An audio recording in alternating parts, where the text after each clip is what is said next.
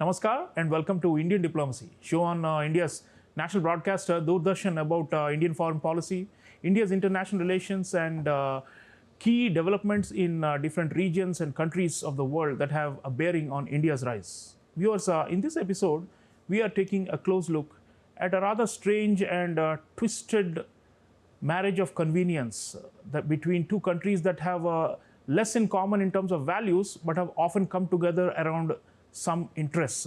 We are talking about the United States and Pakistan. US-Pakistan alliance from the Cold War period, then non-NATO major ally status in the 21st century, and today, and again, a blossoming friendship between these two countries around certain key issue areas. This is what we are seeing. So what is common between these two countries? Why have they often flocked together?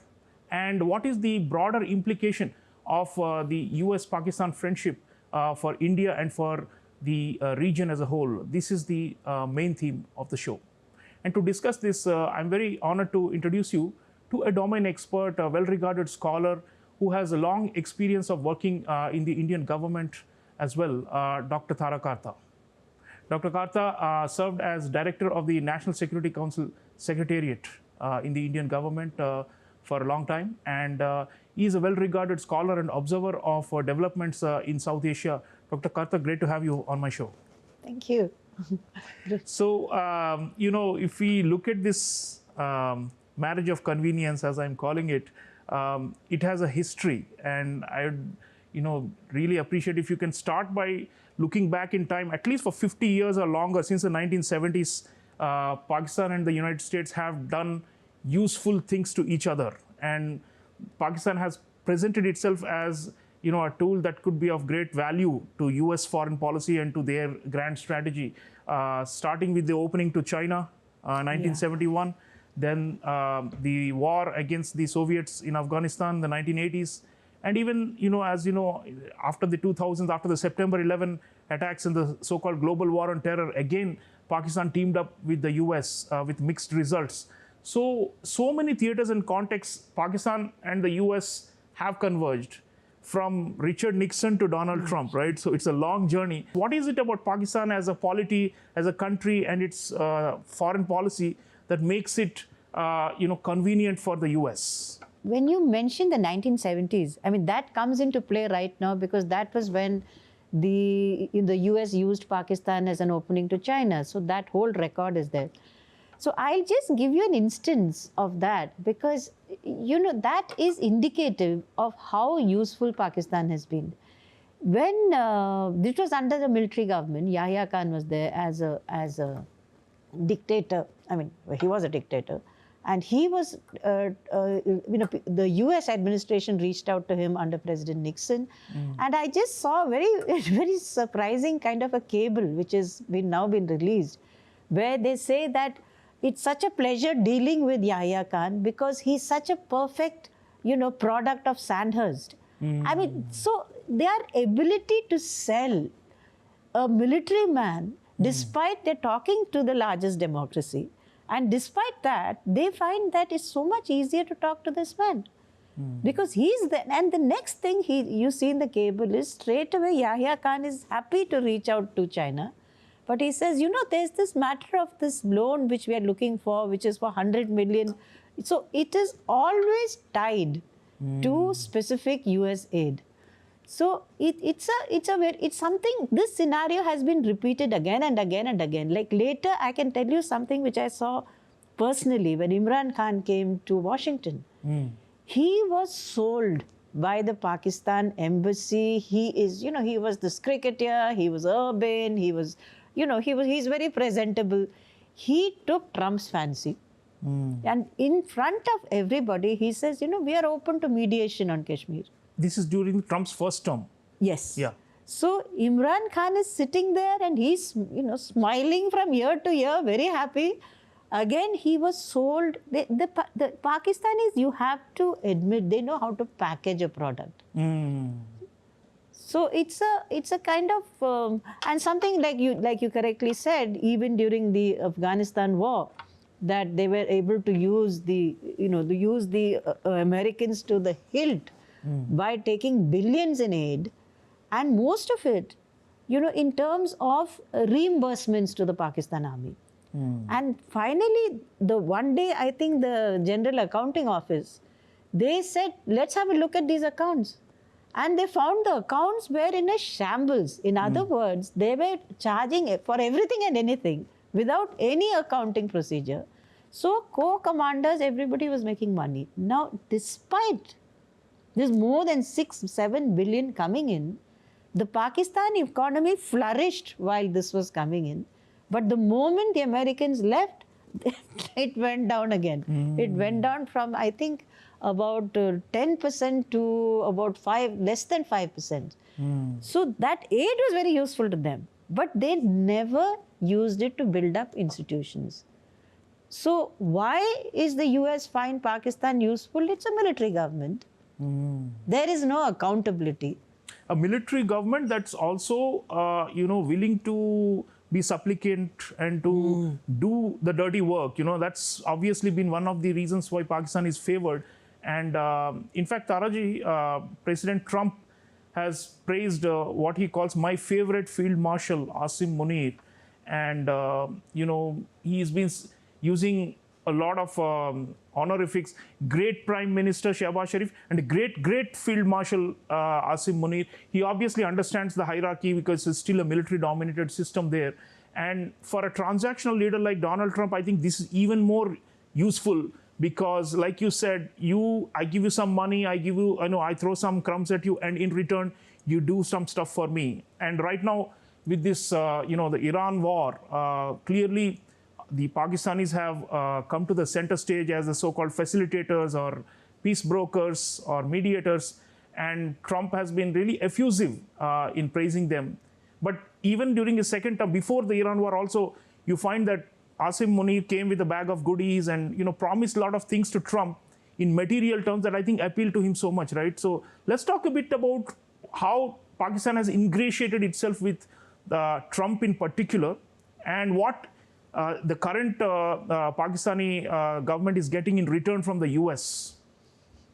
I think, like you said also, I mean, we should also remember, the whole geography thing. Pakistan's geography is very fortunate for itself, for the army, I should say. So Trump's, discussion earlier with the Soviets, now with China, so Pakistan remains a player.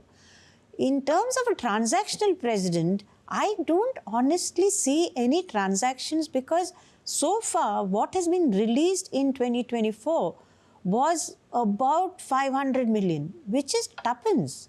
What is Pakistan? They've got nothing in aid. They've got about, most of it was for the F-16 reimbursed, this F-16 program, which was in 2026. But if you look at 24-25 figures, the actual aid for Pakistan is minimal. And even that aid which is given is mostly economic, except one issue. When you look at the figures, there is areas where figures have been redacted. One. Number two is there is about a 120 million security program. Now, the point is, in Pakistan, 120 million is a lot of money.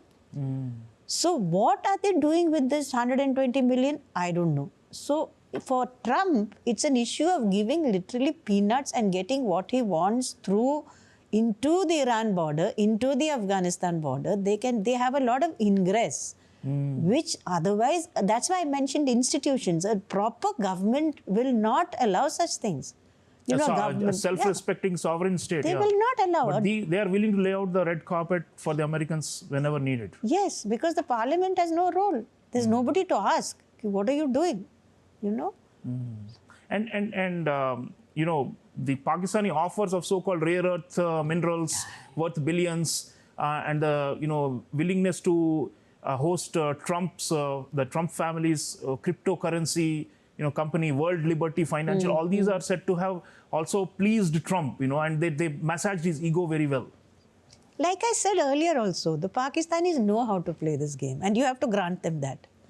They measure up the leader, they've understood Trump very well, and which is what, like I said earlier, Imran Khan did. This man is doing the same. And they always, in history, relate very well to army people. They have that spit and polish.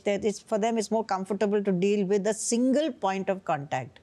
rather than dealing like, say, they have to deal with India, they have to talk to the Prime Minister, they have to talk to, the Foreign Minister, there are bureaucracies involved. There's a lot of balance inside Public our opinion, system. Yes. like we can't go against public. I mean, and ironically, Taraji, I mean, most of the opinion polls show Pakistan is one of the countries where the United States is hated the most. Yes.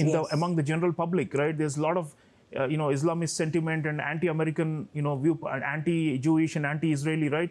But nonetheless, these elites, the Pakistani elites, are willing to control that crowd, the masses, and go ahead and do these deals. Oh, they control them when they want to. When they don't want to, they let them loose. And you can actually see that in the blasphemy riots, when Pakistan was committing troops to Gaza, then you found this huge protest, right? And this is after the peace agreement was signed. I mean, it made no sense. If you had to have protests, it should have been when the Israelis were actually bombing Gaza and all that. Then I would get, okay, you have protests. Yeah. Once the peace agreement has been signed, then Pakistan says it has to send troops to Gaza. And then you find that there's this whole massive protests across Pakistan. So they control this, but one point is, I do believe that control might be eroding. Because you cannot control everyone and everything. And that is what you're seeing on the Afghanistan border.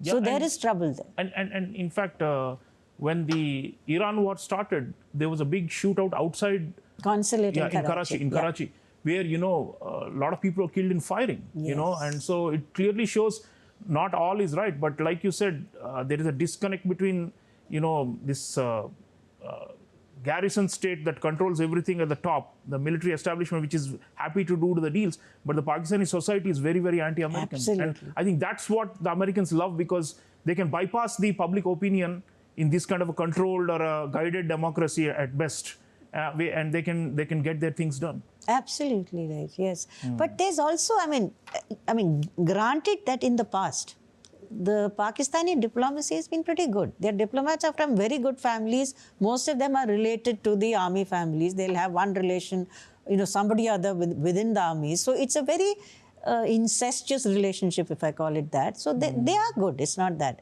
But now what you saw recently was that where the Prime Minister's tweet was actually copy-pasted from someone else who wrote it from outside the country and gave it to him. I mean, which self-respecting democracy will ever allow that to happen? But on the other hand, they have kind of sidelined that in their domestic discourse and focus more on how glorious this is, the finest moment in the history of the country where we are brokering peace and ending a major war and our status has risen. That's the narrative. But Taraji, the other big player, of course, is China. And Pakistan, undoubtedly, they talk about the so-called all-weather alliance with China and, staunchest strategic partner. And over the years, the kind of loans and assistance they've received from China is second to none. The US cannot even match that. So how is it that they're able to take the money and the benefits from both the major powers? You would say if there is a China-US rivalry, how is it that both of them are financing and giving long rope to Pakistan? And how is Pakistan able to thread the needle by keeping the Chinese pie and also eating the American cake? Yeah, I think that's actually a very interesting one. You should actually notice that the Chinese interest in CPEC started after the US walked into Afghanistan. That is when the initial, the exchange started. They started talking about Gwadar. They started, all this was. So Pakistan uses whatever situation it is in to the best it can, for which I would say that, you have, well, hats off to them. The Chinese CPEC money has now dwindled to almost very, very little. They are seeing most of their projects in terms of, for example, the power projects, they are not getting paid. I mean, you had the Chinese ambassadors saying, look, we've done our job. How about paying us? So that has gone down. But however, the presence, what we've noticed is that the presence of Chinese within Pakistan, now I'm talking of Chinese overall, is all over the country. They are in Gilgit, they are in Baltistan, they are across in Khyber Pakhtunkhwa. They are there in different and projects. Balochistan, they also feel a lot of, they've been attacked as well by the freedom fighters. But there's a lot of them there. So, but however, I noticed last time, I think it was General Bajwa who told the Americans that we would much prefer to have Americans' weapons rather than Chinese. So even that was there. So they are playing this very, very smartly. But Right now, about 80% of the Pakistani arsenal is Chinese origin. Chinese, They yes. used it against us during Operation Sindoor also.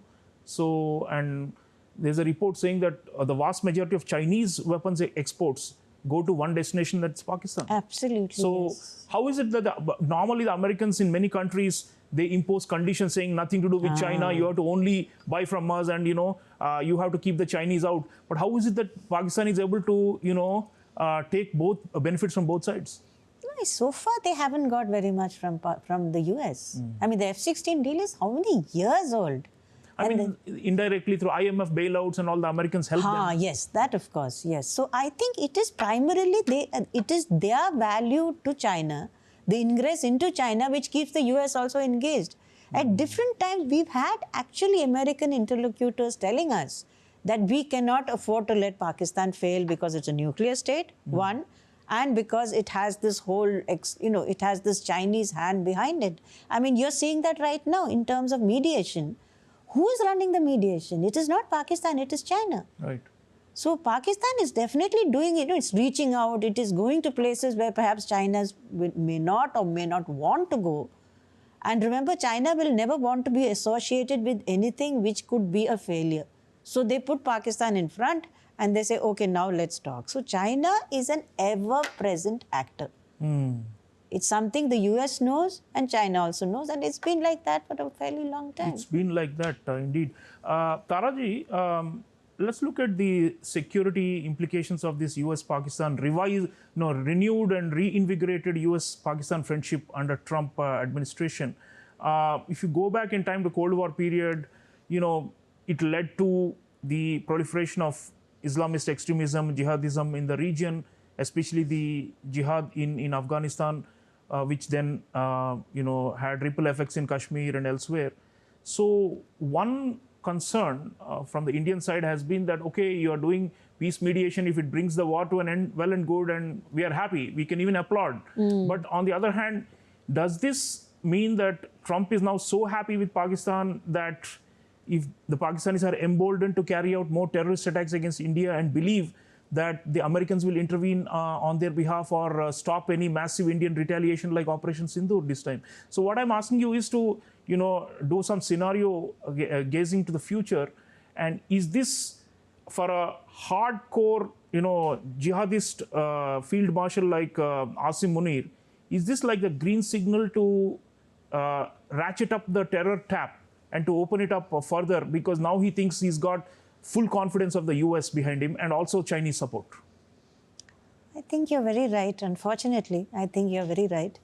He will try. Asim Munir, to people who know him, they've said that he goes in a linear fashion. Now he's become, from army general to field marshal. Now probably the next thing he will be aimed for is president. And he has a very, very unusually strong hatred for India, one. And number two, he actually believes that he has been ordained by God to lead the country. That is a very dangerous combination. So if he tries something tomorrow, yes, India will certainly respond. We will respond with everything that we have. We're not going to sort of hold back just because the US is supporting them or anything of the kind. That's not going to happen. So if he does something, and he will look for US support on Kashmir, as we know, let them. What is the worst that will happen? I mean, let's look at this in the face. Say the US gets involved in mediation in Kashmir. Well, Trump has already been claiming that he has brokered peace between India and Pakistan dozens of times. Yeah, dozens of times. I don't know since how many hundreds of years he says. And Shahbaz Sharif has played that game so well, where he says you are the savior of South Asia. That gives, I think, a boost. That is the thing. A small state can do all this. Sort of praying to, oh, you're so wonderful, you're so great. Whereas a larger state, like say even Turkey, will never do that. Forget India. So, but in this case, if he's going to mediate, he's going to have to mediate also with China, because there's a large part of Kashmir is with China. How are you going to handle that? And number two, I don't see any scenario where the US will say, oh, we're going to mediate and we're going to have an independent Kashmir. That would be the worst possible option for the US itself. So that is so not going to happen. So I don't think we are solidly on our own ground. Nobody is going to tell you to vacate your Kashmir. I mean, that is just obviously not on the cards.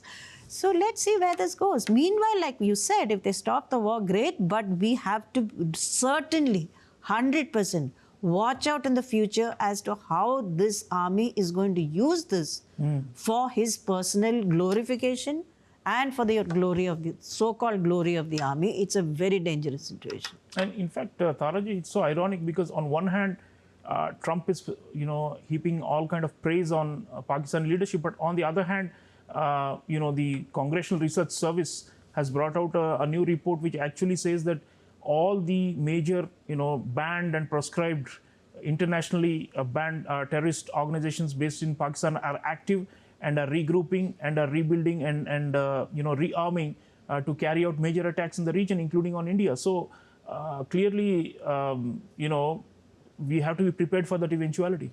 Oh, yeah. I mean, that I think is very clear. You've had statements from elite leaders, one from, by the way, from Bangladesh. All of them who said that, we will avenge Sindoor. See, we killed off a lot of them when Sindoor happened, especially in the one in Muridke, the hit on that. Lashkar Taiba, huh? Yeah, so they will definitely be, waiting to get some kind of a revenge attack on us. You had also, most importantly, you had a number of modules who were caught recently. They were in Delhi, they was in the border of Bangladesh, they were inside Kashmir, Kishatwar, there were various places.